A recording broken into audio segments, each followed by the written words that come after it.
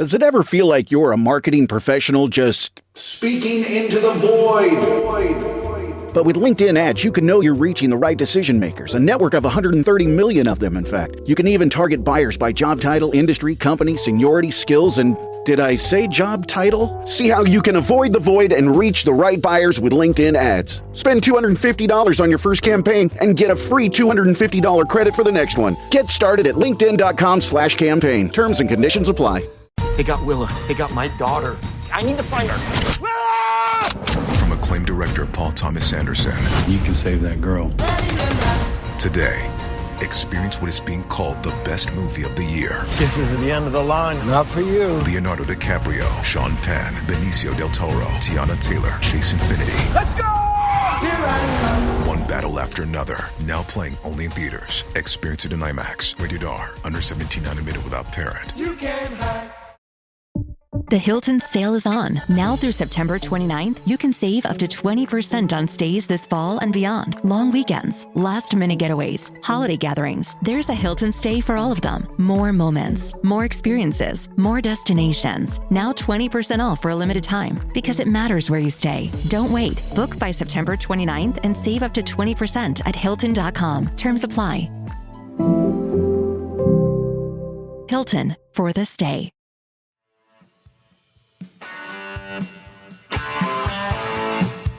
You're listening to Achtung, Millwall, broadcasting from the beautiful South Birmingham. Accept no substitute.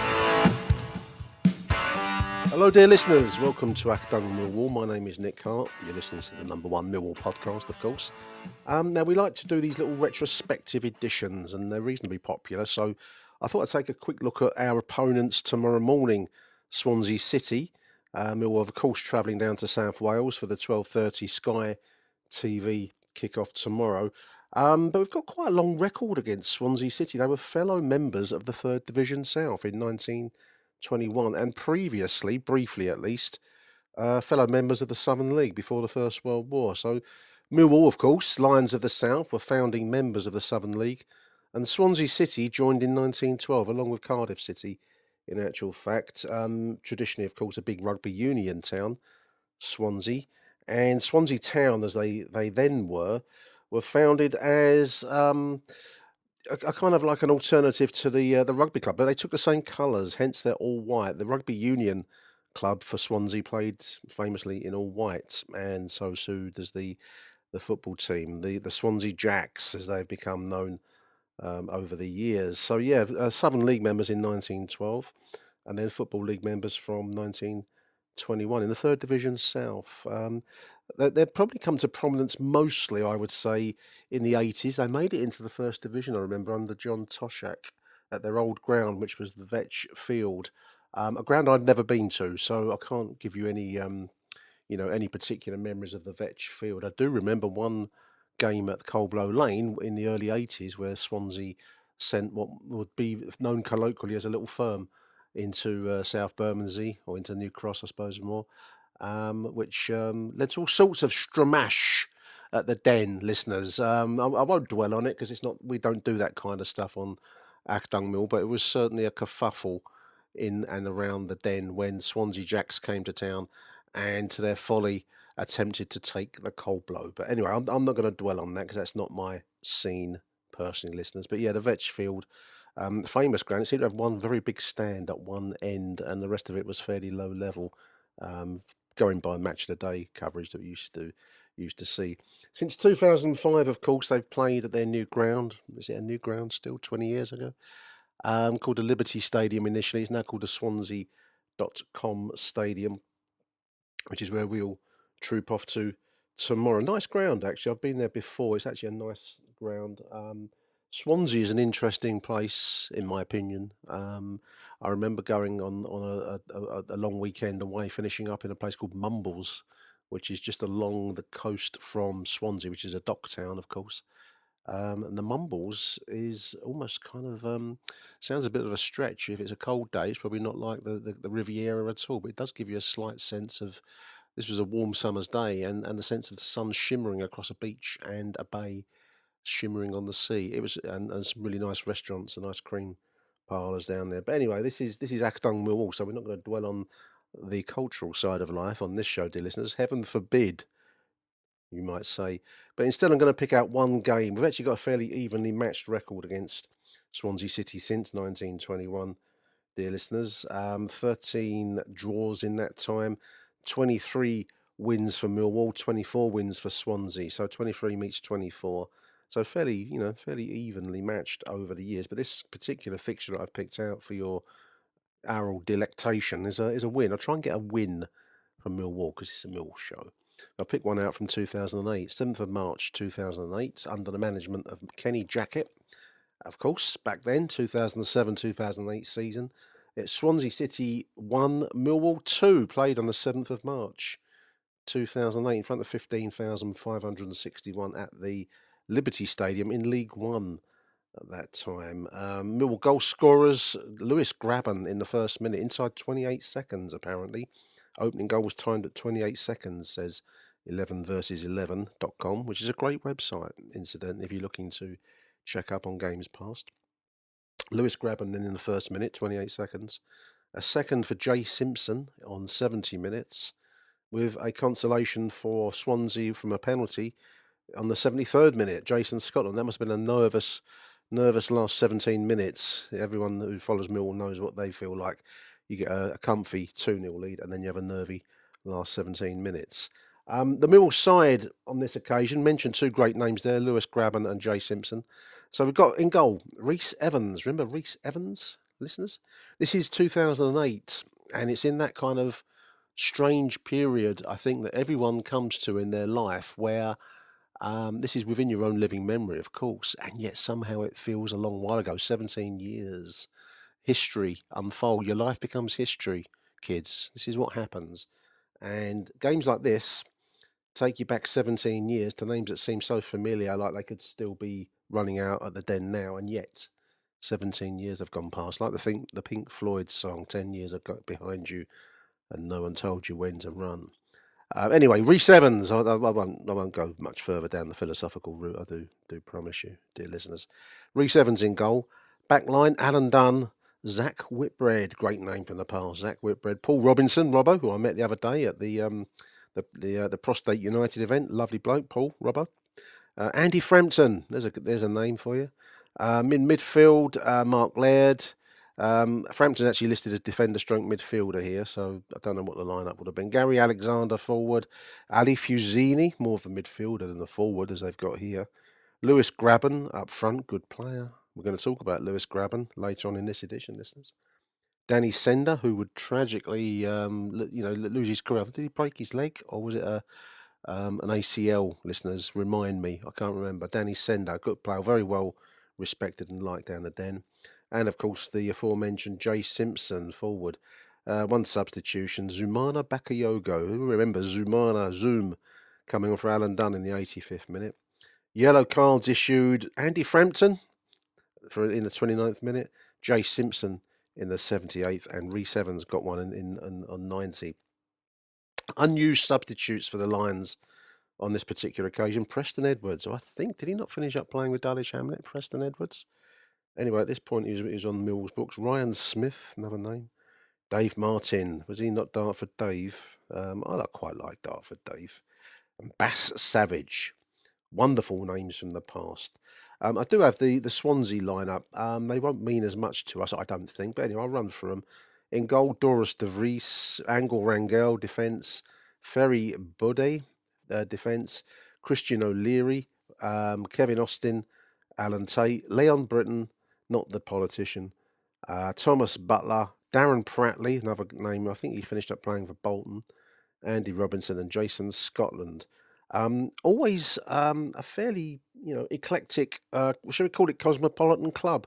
Swansea have become, haven't they, in recent times? And you can see they've got Doris de Vries, the Dutchman, Spaniard, Angel Rangel, Ferry Budde from Holland, one Welsh, Christian O'Leary. I think that's Barbados, Kevin Austin.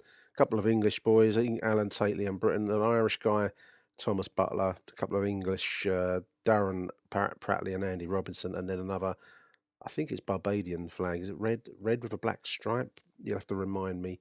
It's one of the Caribbean islands, and it's not Barbados. That's yellow and blue, isn't it? Antigua. I don't know. I'm asking, you can't see it, listeners. That's the illogicality of podcasting. Now, this was actually a fairly successful season for Swansea. They would actually get promoted. They would win the division this particular season. They finished as champions. The Lions would finish 17th after really flirting with relegation all campaign. It was Kenny Jackett's first campaign as manager. And not long, in truth, after John Barrelson had become chairman in 2007, after shall we call it a period of turmoil? It was, he had a succession of managers and chairmen. I remember Peter de Savre, I remember Stuart Till, Heather Rabats. These are all names from, seem a long time ago. We've been so lucky to have a period of stability that was instigated with the arrival of John Barrelson. But of course, at this time, no one knew that was indeed going to be so. So yeah, Swansea City would finish as champions this particularly. So it was a late season result, really, and not a bad one for the Lions when they were struggling in and out of the relegation zone. When I look at the millhistory.org.uk, another wonderful website. Big shout out to Gaza who maintains it. But it gives like a running league position all season, and as you read through like the Novembers, Decembers, months like that, we're in the 20th position, relegation to the fourth. Would that have been League Two? And we managed to climb away from it late in the season, including this valuable win at Swansea City in March, early March, in front of 15,500, as we've said. So it was a bit of a skin of the teeth job done by Kenny. I thought it might be interesting just to start us off with our review of some of the names and personalities of this Mill lineup. Just to start with Kenny Jackett, because he doesn't get many mentions, I find, nowadays, Kenny Jackett, and yet he was a wonderful manager for us. And not least, I wax lyrical, and I catch myself going on about Neil Harris's miracle in saving us from relegation a couple of seasons back now, isn't it? When beginning with that wonderful win, famous win at Southampton, backs to the wall stuff. Well, Kenny Jackett did a similar job. He had come in to, try and put some stability into a club. Millwall 2006-7 was absolute chaos. Kids now can't appreciate how chaotic it was when Theo Paphitis departed us. Then we had basically no one at the helm for a long while, and we were spinning. We were spinning downwards and downwards. And there were occasions I understand through my intricate spy network, the Achtung Stasi, where John Barrelson actually paid wages ahead of him joining the club because the club was on the brink of, extinction. Let's not beat around the bush. We owe John Barrelson and the family so much. I know that there was the thread that I mentioned the other day with the amount of money they've put in over the years since then, 110 million, I think it is, in total since their arrival. But those crucial early days when John was in the process of taking, the shareholding on and the chairmanship and so on, when he stepped in and basically paid for the club that he didn't yet own, we came close. And I don't think many people probably appreciate how close it was. And John Barrelson saved the day. So it's an easy, people often say Theo saved us. He did in the late 90s. John Barrelson saved us in the late 2000s, 2006, 2007. Anyway, one of his great moves was to bring in Kenny Jackett, an ex-Watford player, of course, in their glory days in the 80s, and Swansea manager as well. But he came to us in 2007. I'm just going to read the Wikipedia entry for Kenny Jackett. Following his exit from Swansea, Jackett was appointed reserve team manager of Manchester City on the 7th of March 2007, and later on in the year he was interviewed for the vacant managerial post at League One club after the sacking of Willie Donachie. But initially he pulled out of the running. This is how close sometimes I think that, of course, we started this season with Willie Donachie in place, and that was turning into a disaster. In the end, after some toing and froing, initially he was in, then he was out, and then he was back in again. He joined us, Kenny Jackett, on November the 6th, 2007, leaving the Premier League club to take up this position of manager of what probably looked like a very unstable, small-time club at the Den in League One at that point. And we would finish 17th after basically dipping in and dipping out of the relegation zone all season. And then, of course, the rest of it is history. It would take us to the playoff final the following season, the loss against Scunthorpe, and then famously the triumph at Wembley of 2010. And he would leave us after the Wigan Athletic turnout 2013, wasn't it? That was the FA Cup semi-final. I don't think that did us any favours with Kenny. I think he probably felt his days had come to a finish, and that would be his tenure. But one of the great Millwall managers, listeners, whether, I know some of these terms are used quite liberally as to whether players or managers are legends or great players or great managers. He's a great manager. To take us from the brink of oblivion, to come in with us spinning out of control, save us from relegation to League Two, and then to build and build and build, taking us eventually into the Championship and then to an FA Cup semi-final, puts him amongst Millwall's great managers. Not saying he's the greatest, I'm saying he's amongst the greats. And, tell me what you got to do, if not that, to achieve such a standing. Anyway, that was Kenny Jackett. Moved on in 2013 and would go on to places like Wolves, and I think he finished up Charlton, didn't he? Let me have a quick look here at Wikipedia. This is how good it is on this show. We have to actively look at it whilst I'm talking. Yeah, Wolves managed there, Rotherham, Pompey, Leyton Orient, Gillingham. I would suggest his greatest achievement as a manager was at the Den. He made a substantial impact at Portsmouth and Wolves, but by far the most games managed, 307 games as manager, says Wikipedia. He achieved with Swansea, he achieved with all of his clubs actually when I look, but I'm going to be biased and say he achieved the most with us. Others might argue the fine print on that one, but anyway, there it is. That's Kenny Jackett, one of our greatest managers, and as I've said, a name that that doesn't often get mentioned, or not mentioned enough. Probably a better way to put it, dear listeners, in my humble opinion. Now then, I'm going to move along. I'm going to pick out three players. We like to pick out three players from the Mill lineup, often trying to give shine a light on some of those names that don't get mentioned very often. A little bit like Kenny there, and the one I picked out is Lewis James Grabban, um, who came to be seen as a bit of a devil incarnate, didn't he, Lewis? Came to us from Crystal Palace when, as Neil's A to Z book here puts it, in the little biography that he does for each for Mill players. Kenny Jackett was looking for a replacement for Ben May. Who remembers Ben May? Who had been sold to Scunthorpe United. It's probably succinctly put. It says at no point did Lewis indicate that he would be a player later to be bought by AFC Bournemouth for £8 million. Lewis started the Lions League One playoff final defeat in May 2009 and was on the bench when they beat Swindon 12 months later. He left for Rotherham in 2011, winning promotion from League One with Bournemouth and then to the Premier League with Norwich City, and so it would go on. He's a player that generates a lot of heat, Lewis Grabban, and there's many reasons why that might be so. I think many regard him as having an attitude. Now, whatever that might mean to you, listeners, I don't know. Often attitude, in inverted commas, is what drives good players on. What I will say, looking at his Wikipedia, um,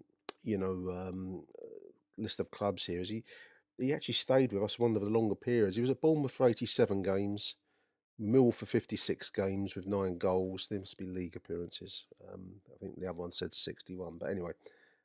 So there, that kind of amount. Rotherham 43, Norwich 41, Nottingham Forest 144 times, and he went to Saudi Arabia to Al Ali in Saudi. So on the move, perhaps a shiftless career. Should he have achieved more? I think he was a good player. I think he was a very fast player, very intelligent player. He was not a player that fitted into what other people thought he should be. He generated a lot of heat around the Den, and I'm going to leave you to dwell on what might or might not lie behind that. I liked Lewis Grabban. I think he was one of the examples of good players that didn't quite fit into the den. Some do, some don't. He didn't. But his talent took him a long way in the game. It might even be arguable that it would have taken him further with a different mindset, but that's not for me to say. So Lewis Grabban, Neil has him as 61 games. That probably includes cup appearances. Born in Croydon, his career took in such clubs as Purley Panthers, Crystal Palace, Oldham on loan, Motherwell on loan, Millwall, 150,000 we signed him for. Brentford, Rotherham, AFC Bournemouth, that would be the big money move. Norwich, Bournemouth again, Aston Villa, and then Nottingham Forest. Say what you like about Lewis Grabban, he did do it on the pitch at whatever level he was at, and I've always liked him. So there. Don't at me, as the kids say on the social media. Now, I've picked out another name here for your listeners. The other goal scorer, Jay Simpson. Who remembers Jay Simpson? I've forgotten he came in two spells, 2007 and 8, which includes this fixture at Swansea that we're talking about here. And then again in 2011-12. 62 games in total from Neil's book, 12 goals for the Lions. I always felt that Jay should have been a better player than what he didn't. We've been speaking about Lewis Grabban there, who moved along a lot along the football chain. So too did Jay Simpson. But for us, I always felt he should have been more dangerous than he was. How do you remember Jay Simpson, dear listener? There we are. We could do, dear listeners. Hope you've enjoyed this little retrospective of a fixture. Seems like just yesterday, but it was a long time ago, 2008. From me, Nick Hart, to the next edition of Achtung Millwall, it's Arrivederci Millwall. Bye for now. You can hear Achtung Millwall via all of the major podcast platforms, including Spotify, Apple Podcasts and Amazon Music. You can even tune into us via YouTube. Ooh, Arcatin.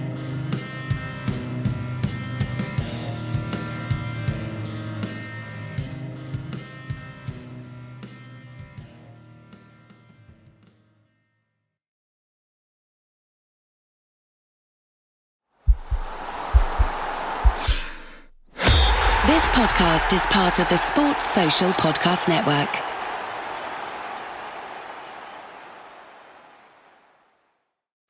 ABC Wednesday, Shifting Gears is back. He has arisen. Tim Allen and Kat Dennings return in television's #1 new comedy. What? With a star-studded premiere including Jenna Elfman, Nancy Travis, and... Hey, buddy! A big home improvement reunion. Welcome. Oh, boy. That guy's a tool. Shifting Gears, season premiere Wednesday, 8/7 Central on ABC, and stream on Hulu.